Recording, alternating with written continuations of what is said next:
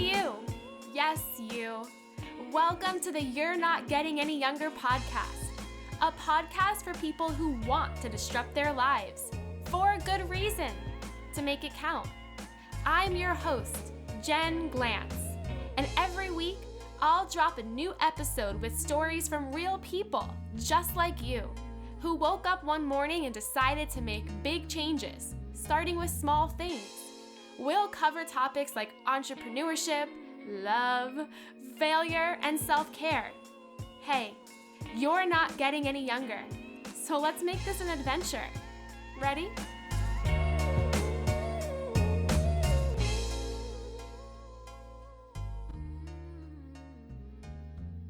Today's episode is brought to you by Jen and Juice Coaching by yours truly. For the past 5 years, I've worked with over 100 people to help them feel, well, less stuck.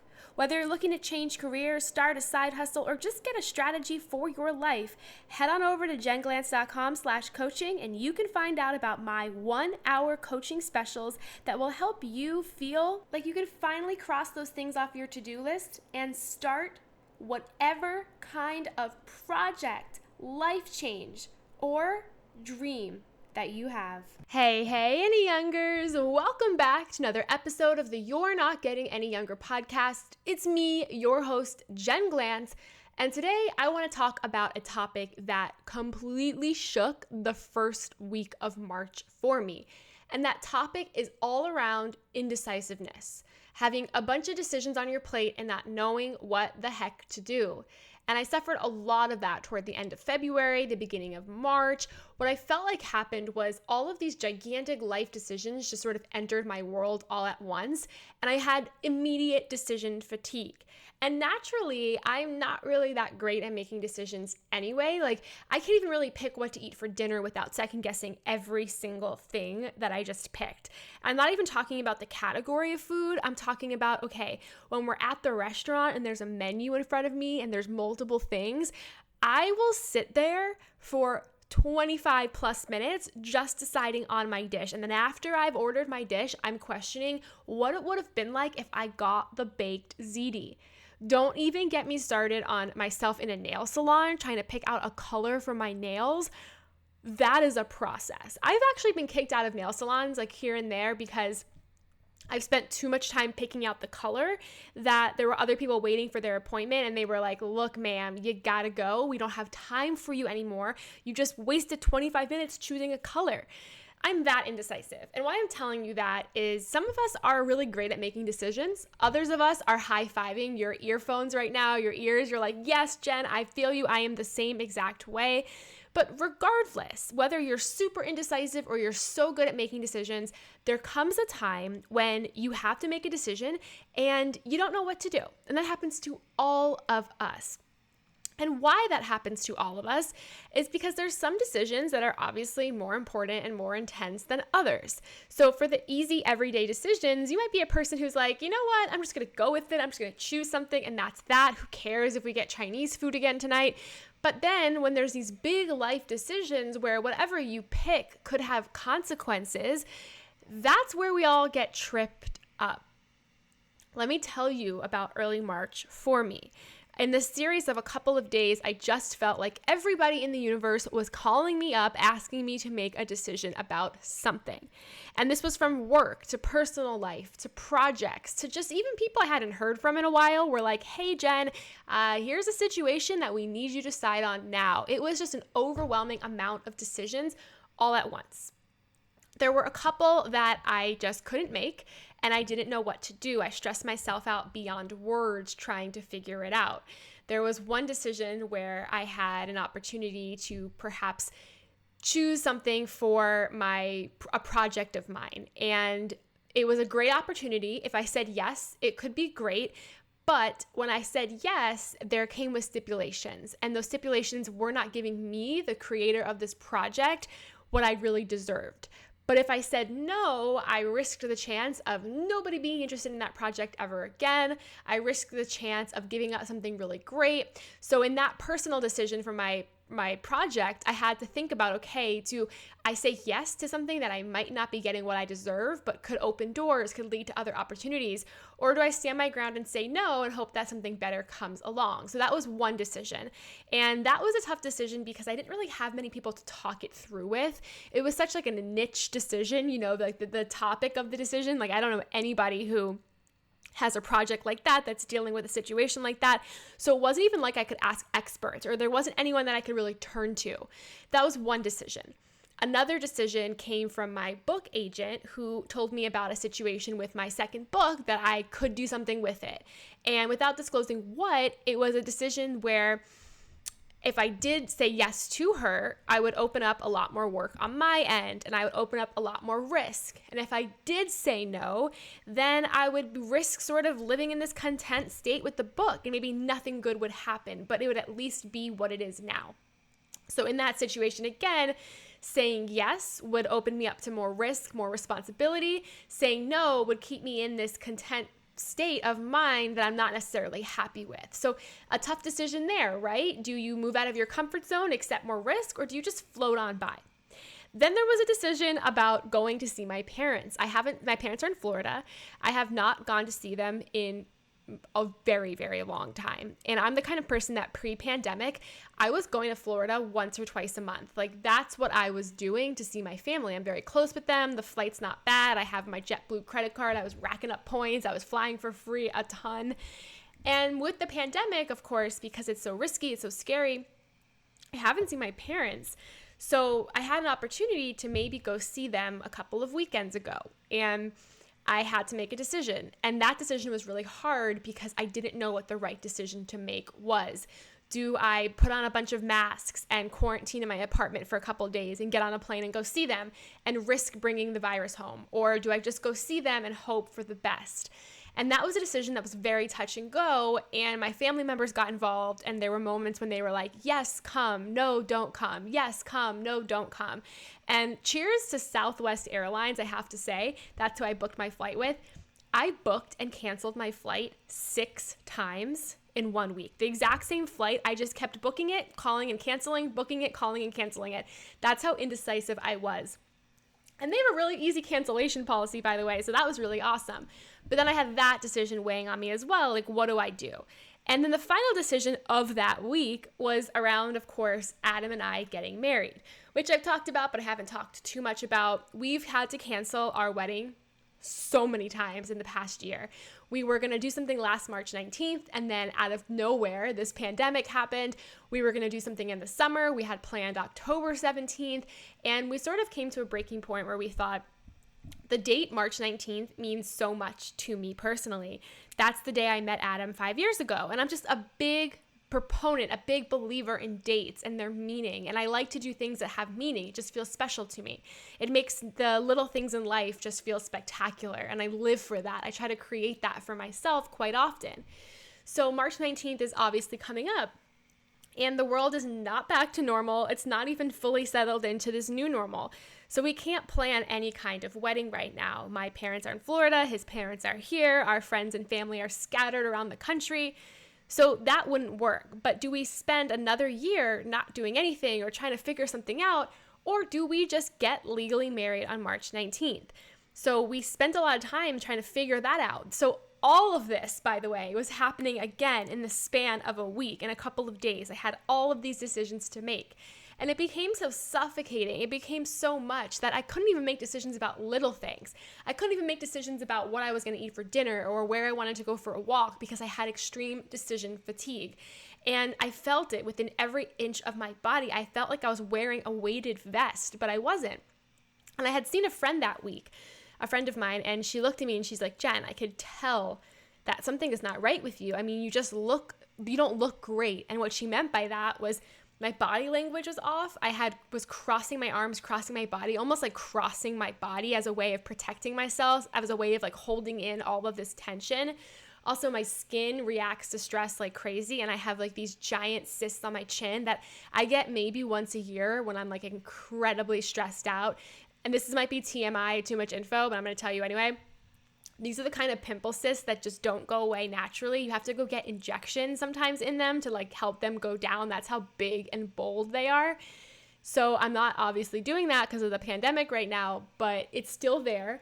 And when I was at the height of my stress over decision making, that cyst was humongous. That cyst to me is almost like a friend who sits on my chin and is like, Jen, you're off, you're stressed, you're not right now. And we're going to sit here and enlarge ourselves just to remind you of that. Like, that's how I feel like that cyst is in my life. So that was all happening in 1 week. And I just said to myself, this was like a Thursday, I was feeling horrible. I was feeling exhausted, because the other thing about being so indecisive is that it's so hard to forget about these decisions. I would be waking up at 4 a.m. and laying in bed, just like thinking about all of these things and what to do. And it just became suffocating. So by Thursday, I told Adam that I wasn't making any more decisions until the weekend. I wanted to take Friday off from decision making, go back to my real life, do my actual work, and then on the weekend, we would find time to make some decisions. So we started off with the wedding situation, and I had talked to my therapist earlier in the week, and she recommended doing a pro-con list. And when she recommended that, I honestly laughed out loud. I was like, that's hilarious. Like, I am not the kind of person who needs to make a pro-con list. And she was like, actually, you are. And she knows me very, very well, better than I know myself sometimes. And she was like, just do it. Here's why. There is such power when you take the things that are up here in your brain and you put them on paper.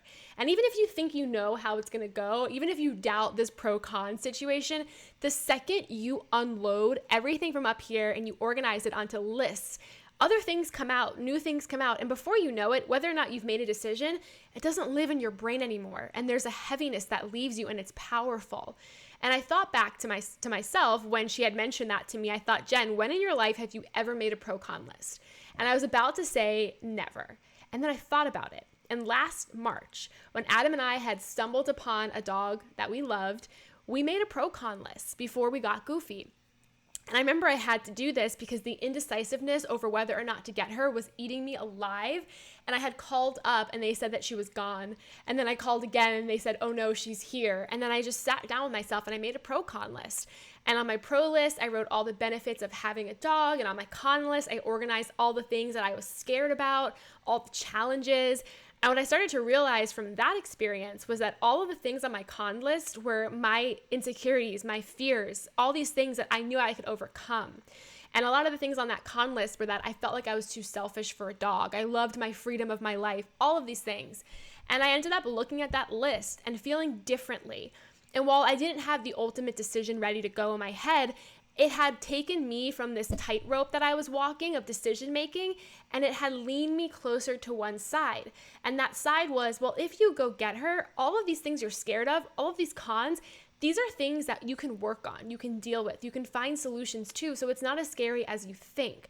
Whereas the other way, if I tip you the other way, then you're leaning into these cons, these fears, and you're missing out on so much beauty that maybe you can't ever get again. Because sometimes when you meet a dog and you meet that one dog who you love, it can take years before you ever find that connection with a dog or a human ever again. So that was a time that I made a pro-con list and it worked. So here we were making a pro-con list for the wedding, and I ended up making it for all of these decisions that were floating in my head, from my personal life decisions to my professional life decisions. And while by the end of the weekend I had made no new decisions, I definitely had felt better. And because of that, I was able to enter the second week of March feeling lighter, but also being able to actually make decisions on a lot of these things because I had sat with those pro-con lists. So my number one tip, if you're feeling really indecisive about something, even if you're certain a pro-con list is not going to rock your world, I challenge you to make one.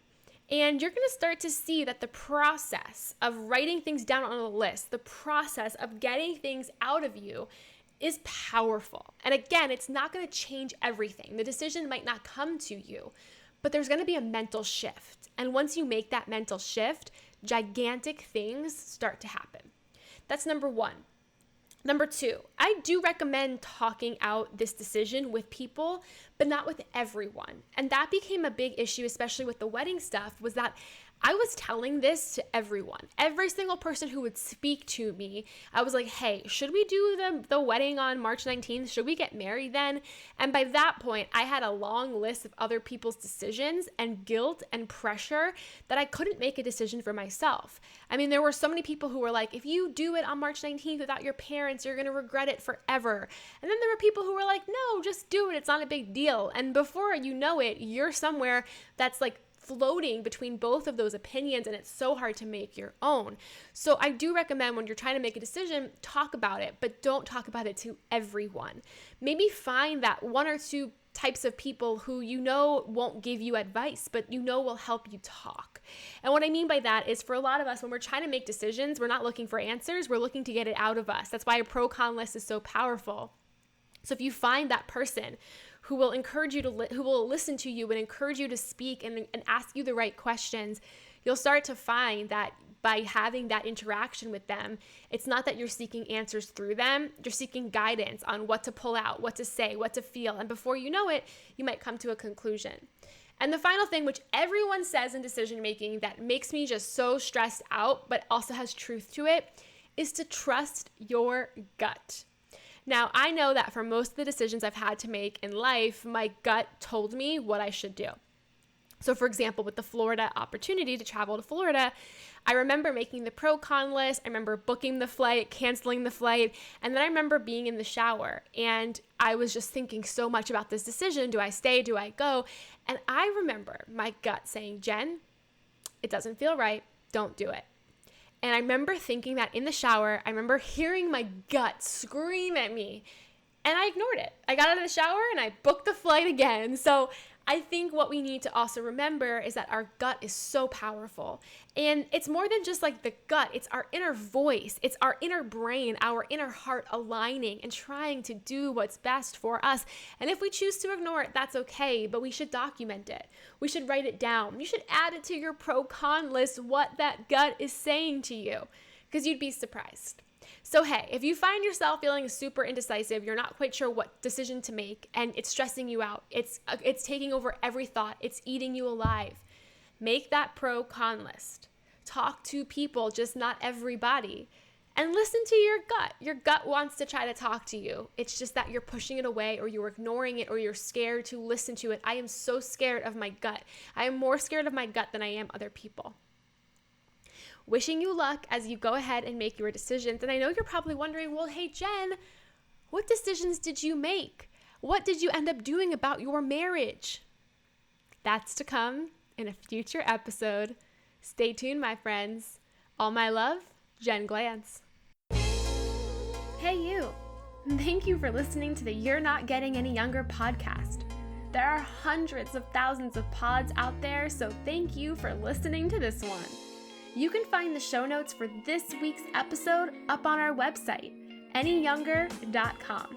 Subscribe, rate, and review the You're Not Getting Any Younger podcast on iTunes so that other ears around the world can listen too. Oh, and join our secret You're Not Getting Any Younger Facebook group, where over 1,000 people are talking about how to disrupt their lives, for a good reason, to make it count. Until next week, all my love, Jen Glantz.